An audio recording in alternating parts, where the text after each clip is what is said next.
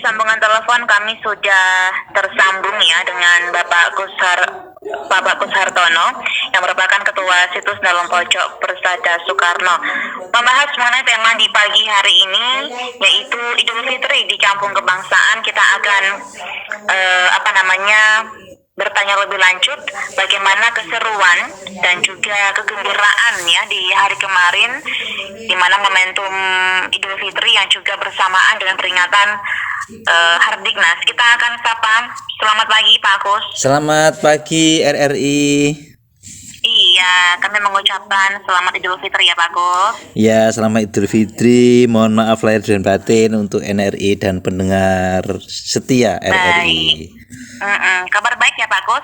Alhamdulillah. Baik, sehat Mbak, dan terus bersemangat. Terus bersemangat. Ini di Kediri saja ya, nggak mudik begitu? Iya, enggak, kita di Kediri. Ya baik, ini ada keseruan ya di momentum kemarin, yaitu di tanggal 2 Mei 2022, di mana kami ini atau kita semua ini nggak cuma memperingati momentum Idul Fitri saja ya Pak Kus, tapi juga peringatan Hari Pendidikan Nasional. Nah ini bagaimana sih keseruan yang ada di Kampung Kebangsaan Dalam Pojok Persada ini Pak Kus? Monggo diceritakan. Iya, jadi pada tahun ini kan ada dua peristiwa yang bersamaan, yaitu 1 Syawal 1443 Hijriah atau Idul Fitri itu jatuh pada hari 2 Mei 2002. Yang mana kita tahu pada tanggal 2 Mei ini adalah Hari Pendidikan Nasional. Nah, kita pasti kebanyakan orang kan hanya sibuk untuk bagaimana, karena tanggal 1 Syawal itu sibuk hanya kepada soal keagamaannya ya, soal bagaimana kita silaturahmi, bagaimana kita saling memaafkan, kan begitu.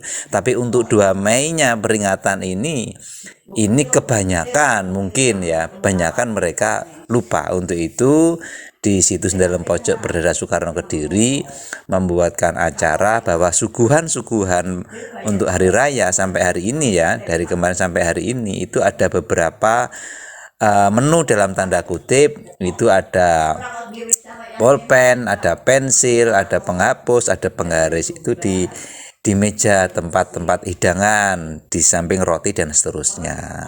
Harapan kita ini untuk mengingatkan bahwa pada hari ini adalah Hari Pendidikan Nasional. Jadi orang akan bertanya kan, loh ini kok kaget kan, kok suguhannya ada pensil, ada buku, ada penggaris. Ya memang karena ini Hari Pendidikan Nasional. Jadi artinya sebenarnya kita ingin memberikan edukasi gitu ya. Pertama, jangan melupakan sejarah, bahwa bangsa ini adalah bangsa yang mempunyai sejarah yang sangat besar. Jadi jangan melupakan sejarah. Yang kedua, ini juga edukasi supaya kita ini memiliki kesadaran. Jadi kita ingin yang namanya pendidikan. Pendidikan itu ada yang namanya pendidikan keagamaan, ada pendidikan kebangsaan. Nah, dua pendidikan itu harus menjadi satu. Tidak boleh salah satu, tidak boleh hanya agama saja, tidak boleh hanya kebangsaan saja. Dua-duanya harus menjadi satu. Inilah pesan moral yang ingin kita sampaikan. Jadi memang ini kalau kemeriahannya ya artinya masih seperti Idul Fitri biasanya. Hanya pesan-pesan itu mulai kita sisipkan pelan-pelan. Itu menurut kami ya. Luar biasa. Jadi kalau momentum Lebaran ini pada umumnya suguhannya kue snack-snack. Nah di Situs Dalam Pojok ini disuguhkan juga ada alat tulis ya Pak Kus ya? Iya, alat tulis, buku, pulpen. Kita persilakan semua untuk mengambil. Baik, luar biasa. Gratis untuk yang bertamu ke sana begitu ya? Iya, betul. Baik. Nah kemarin ini di momentum Idul Fitri dan juga Hardiknas, siapa saja ini yang ikut merayakan Idul Fitri di Dalam Pojok Pak Kus? Ya kalau hari-hari pertama gini sebenarnya belum, masih tetangga-tetangga ya, masih tetangga-tetangga. Tapi tadi malam kita dukung itu dengan acara seremonial. Jadi kalau dalam suguhan itu kan tamu-tamu untuk yang datang, untuk anak-anak yang datang itu kan untuk edukasinya. Nah, malamnya kita juga masih mengadakan acara seremonial. Jadi semalam itu ada doa lintas agama. Jadi ada teman-teman dari Hindu, ada dari Kristen, ada dari Kejawen itu ngumpul. Kita mengadakan selamatan. Setelah itu kita juga mengadakan santunan. Ya, santunan kepada saudara-saudara kita yang kita anggap memang layak untuk mendapatkan bantuan. Nah, setelah itu juga kita ada diskusi tentang bagaimana kaitannya Idul Fitri, kemudian Hardiknas. Nah, isi doanya itu kita mendoakan Indonesia yang akan mempunyai hajat besar, yaitu perhelatan G20 di Bali. Nah, ini harus menjadi edukasi kita, harus menjadi perhatian kita ya. Kita harus punya pendidikan untuk mengarah ke sana supaya G20 ini benar-benar mengalami kesuksesan. Jadi ada sesuatu memang yang ingin kita sampaikan kepada masyarakat sebagai edukasi. Ada sebuah peristiwa maha penting yang kita anggap di Bali itu. Tapi peristiwa ini juga nyerempet bahaya besar gitu. Ini yang ingin kita sampaikan kepada masyarakat. Artinya supaya masyarakat itu peduli. Nah, kalau mereka peduli berarti kesadaran bernegaranya masuk. Tapi kalau nggak peduli berarti masyarakat itu harus diedukasi lagi supaya muncul kesadaran bernegara, tidak hanya beragama gitu, Mbak. Jadi ini juga sekaligus pesan moral ya. Lantas apa sih pesan moral yang ingin disampaikan ke masyarakat ini Pak Agus, ke publik? Apakah kita ini memang seyogyanya tidak hanya mengingat yang berkaitan dengan keagamaannya saja, tapi juga tentunya kebangsaannya pun juga harus diingat gitu. Betul. Jadi istilahnya kalau kita kesadaran. Jadi bagaimana generasi Indonesia, anak-anak muda Indonesia memiliki dua kesadaran. Kesadaran beragama dan kesadaran bernegara itu harus menyatu. Ya. Kalau kita hanya sadar beragama, maka kita bisa menjadi bangsa yang sombong. Bisa menjadi bangsa yang intoleransi. Bisa menjadi bangsa yang radikal. Kan begitu, dikhawatirkan. Kalau kita hanya sadar bernegara tanpa beragama, maka kita bisa terjerumus kepada komunisme, kita bisa terjerumus kepada liberalisme, dan ini berbahaya, bertentangan dengan Pancasila, kan begitu. Kalau kita hanya bernegara saja tanpa beragama, kita bertentangan dengan Pancasila. Tidak boleh, sila bersama ketuhanan yang Maha Esa. Kemudian kalau kita hanya kesadaran beragama saja tanpa bernegara, coba ingat bagaimana kalau kita nggak punya negara, kan begitu. Dulu di dalam masa penjajahan kita nggak punya negara. Jadi sebelum tanggal 17 Agustus kita kan belum punya Republik Indonesia. Kita akan hidup menderita kan. Kita bisa seperti ini karena kan kita merdeka, kemudian kita punya negara, kan begitu. Jadi ini harus disyukuri. Negara ini jangan dilupakan. Harus disadari. Nah, terkait G20 yang ingin kita sampaikan begini, Mbak. Pertemuan G20 itu adalah pertemuan dua raksasa besar antara Rusia dan Amerika. Artinya raksasa besarnya kan itu, blok kanan dan blok kiri. Nah, memang di dalam informasi terakhir yang kita dengarkan, Presiden kita sudah menelpon Presiden Rusia Putin dan juga Presiden Ukraina. Ya. Setelah menelpon, seolah-olah ini ada kegembiraan kita juga, seolah-olah mereka berdua akan datang dan kita akan bisa mendamaikan. Dan kalau itu bisa terjadi, Indonesia bisa disebut negara perdamaian dunia. negara pendamai dunia. Ini sesuai dengan undang-undang dan sesuai dengan harapan kita zaman Soekarno. Tapi perlu diingat bahwa Amerika itu mengancam, mengatakan tidak akan datang kalau Rusia datang. Ini yang jadi persoalan. Artinya bahwa ketidakhadiran Amerika ini tidak bisa dipandang sebelah mata. Nah, ini yang ingin sampaikan kepada masyarakat. Nanti dulu, ini Amerika itu belum clear. Amerika itu mengatakan tidak akan datang kalau Rusia datang. Nah, ini kita harus paham. Ada apa? Kita tidak boleh memandang sebelah mata. Karena kita di dalam pojok ini yang selalu menjunjung tinggi Soekarno. Soekarno kan mengatakan kita itu non-blok. Kita tidak blok ke kanan, tidak blok ke kiri. Kan begitu. Kalau kita mengabaikan kehadiran Amerika, berarti kita ngeblok. Dan ini berbahaya. Kan begitu. Kita juga sudah menyatakan bebas aktif. Kan begitu. Nah, artinya yang kedua, setelah masyarakat kita edukasi bahwa ini ada kesempatan emas, tapi nyerempet bahaya kalau sampai Amerika tidak datang. Apa usaha kita setelah masyarakat sadar? Ayo kita harus bergotong royong, kita bantu pemerintah ini. Maksudnya begitu. Jangan kamu tidak peduli. Ini nyerempet bahaya. Ingat peristiwa di 10 November ketika Indonesia ditekan oleh Amerika dan kita bersama rakyat, Indonesia bisa mempertahankan karena bersama rakyat, kan begitu. Maka Menteri Pertahanan pun mengatakan pertahanan terbesar adalah semesta, yang artinya melibatkan rakyat. Nah, maksud kami disinilah rakyat kita ajak untuk doa bersama. Doakanlah Indonesia ini supaya G20 itu nanti sukses. Jadi masyarakat harus diedukasi sejak dini. Mereka sadar posisi kita nanti antara bahaya dan istimewa. Dengan apa yang nanti selanjutnya kita minimal mendoakan. Bisa dengan mendoakan, bisa dengan memberikan bantuan, sodako atau apapun menurut kita. Jadi apa yang dapat engkau berikan, terserah apa. Tapi kamu harus ikut peduli kepada bangsa dan negeri ini yang dalam satu bahaya besar kalau Amerika tidak hadir. Tapi kalau kita bisa mendamaikan, kita akan luar biasa. Itu Mbak. Baik, jadi kita semua diharapkan ada kontribusinya ya Pak. Nah, betul, ini edukasi kita. Ini namanya pendidikan. Pendidikan kebangsaan untuk masyarakat. Betul.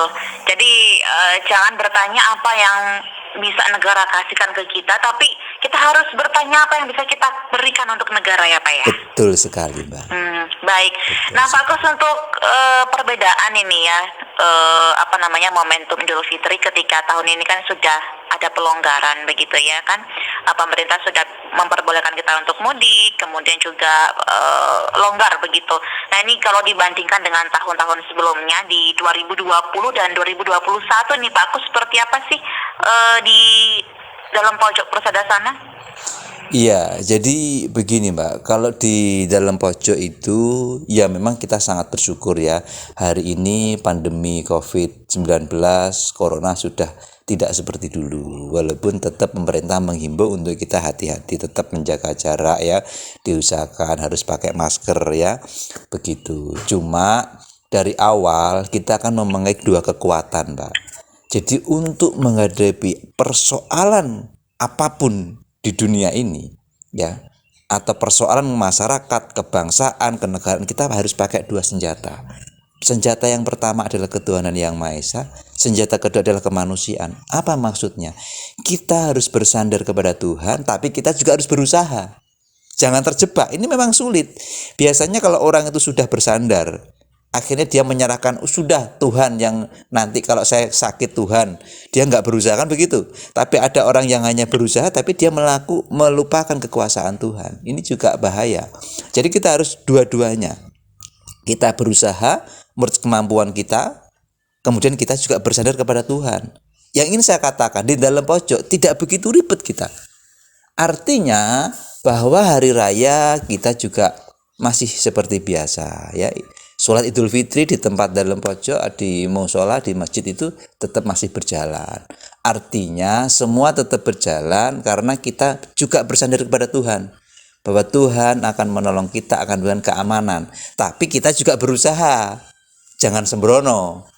Nah, jadi khususnya di dalam pojok, ya memang ada perbedaan, Mbak. Tapi semangat kita dari 2020, 2021, saya melihat tidak seperti daerah yang lain lah ya. Artinya ketakutan kita, ketakutan masyarakat, jadi selalu buka.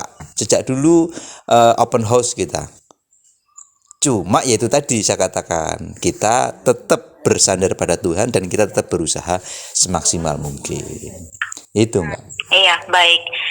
Jadi memang ya itu adalah tetap tawakal, tetap ikhtiar juga ya Pak Kus ya. Iya Mbak, ini yang agak sulit memang, harus dua-duanya kan. Mudah dikatakan, sulit untuk dilakukan kan gitu. Baik, jadi tawakalnya adalah ya sudah kita bersandarlah dengan Tuhan. Ikhtiarnya adalah kita tetap harus terapkan protokol kesehatan begitu ya kan? Iya betul sekali. Baik, ini pertanyaan yang sudah masuk di WhatsApp kami nih Pak Kus, Iya, Pak. dari pendengar, yaitu ada Mbak Ida di Kecamatan Papar, Kabupaten Kediri. Mau bertanya dengan digelarnya peringatan Idul Fitri yang bersamaan dengan Hardiknas tahun ini, adakah pesan dari situs dalam pojok Persada Soekarno yang ingin disampaikan kepada pemerintah daerah setempat ini Pak Kus? Monggo. Iya, sebenarnya kita melihat Kediri ini kalau menurut analisa kami dari berbagai diskusi dengan para tokoh masyarakat lintas agama, Kediri ini mempunyai titik penting. Titik sangat penting. Kalau kita mau melihat sejarah, Gajah Mada yang bisa mempersatukan Nusantara itu orang mana? Orang Kediri. Keturunan siapa? Keturunan Kediri. Dan begitu. Kemudian kalau kita ingin melihat Garuda, dari mana? Garudea Kediri.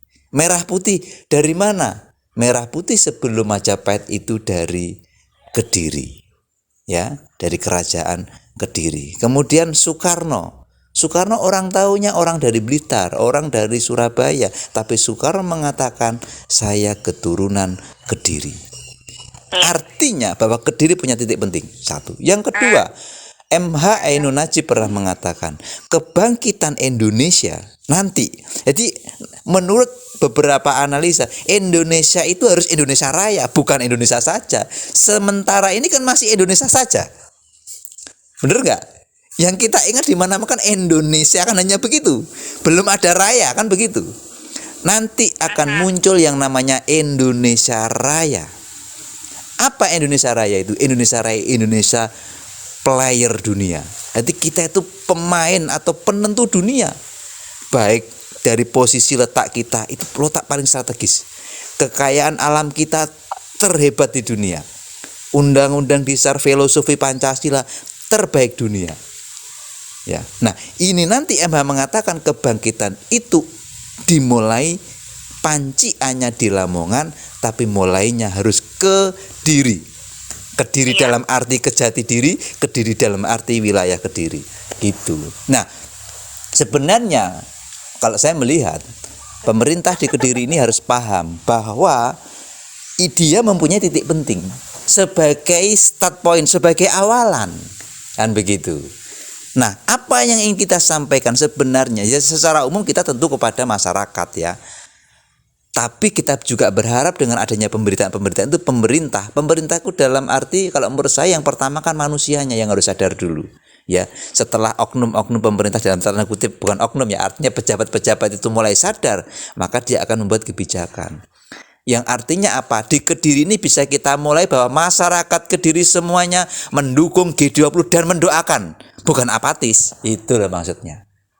Karena Mbak, kemarin ada salah satu tokoh, ya mohon maaf karena di sini itu kan seperti Soekarno, kita itu percara spiritual, kita juga percaya rasional, kan begitu. Tidak kadang-kadang rasional tidak bisa menembus spiritual kan gitu. Tapi spiritual kadang-kadang masih belum bisa dirasionalkan kan begitu. Nah, kan ini harus kita cari benang merahnya supaya klop ya kan. Jadi kita harus berjalan antara tawakal dan ikhtiar kan begitu. Kita tidak boleh ke kanan dan ke kiri kan begitu.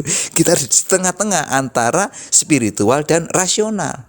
Spiritual kita mengatakan ini kalau sampai Amerika marah ya dan terjadi chaos, akan terjadi perang antara Rusia, Cina dan Amerika dan medan perangnya di Indonesia. Ngeri, Mbak. Ngeri banget itu. Jadi G20 itu ada yang mengatakan ini kalau sampai salah langkah ngeri banget. Dan kalau itu terjadi kita seperti apa itu Ukraina menjadi arena perangnya. Ngeri sekali, jangan sampai ini terjadi. Maka dengan kita sadar kan, kita harus melakukan sesuatu dan Kediri bisa memulai dari Kedirian begitu ke dalam jati diri kita. Kediri memulai, ini yang pesan ingin kita sampaikan. Nanti akan timbul pertanyaan kedua, sebenarnya apa senjata atau power kita? Maksudnya begini, kalau kita ingin menjadi juru damai dunia, kita harus mempunyai kekuatan yang jauh lebih besar daripada Rusia dan Amerika. Dan ini bukan omong kosong, ini dibuktikan oleh Soekarno. Bagaimana dalam sejarah Soekarno itu Amerika itu begitu menghargai. Ya, Bung Karno pernah mengatakan, saya mau datang ke Amerika tapi presidenmu suruh nunggu di bawah pesawat terbang ketika saya turun. Kalau tidak saya nggak makan datang. Kan begitu.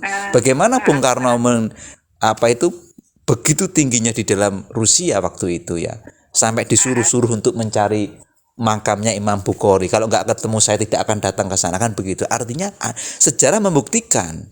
Nah, kemudian kita akan melihat apa kekuatan besar kita yang menjadi super power di atas Amerika dan Rusia. Ini yang menarik ya. Tadi malam kita bicarakan.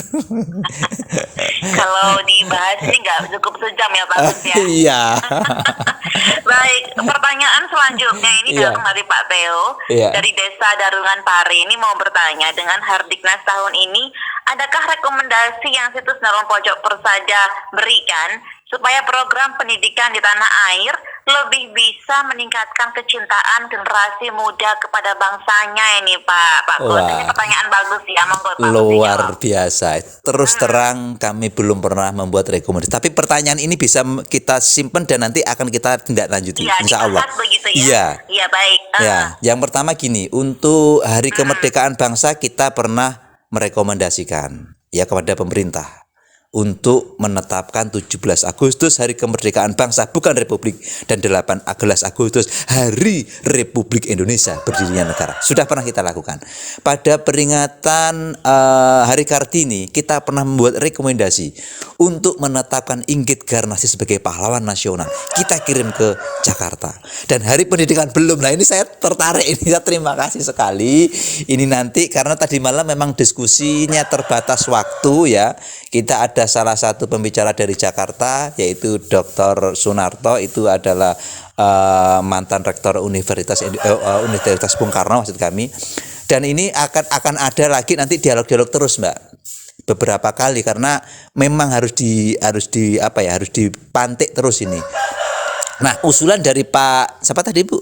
Pak Theo ya? Pak Theo. Ya, Pak Theo, mohon izin nanti akan kita bahas. Syukur-syukur Pak Theo nanti bisa kita undang ya, baik lewat Zoom ataupun tatap muka, kan begitu, supaya kita punya bisa saling. Jadi kita itu bukan hanya diskusi Mbak, kita itu rasa itu harus masuk gitu loh, tidak cukup hanya pikir gitu loh. Kalau kita hanya pikir, kita akan cenderung menang-menang dewe, saling menyalahkan. Ini bahaya, karena namanya orang pendapat, punya pandangan itu kan macam-macam. Lah pandangan macam-macam itu Bhinneka Tunggal Ika. Jangan dipatahkan, jangan kalau disalahkan kan begitu. Nah, ini perlunya rasa.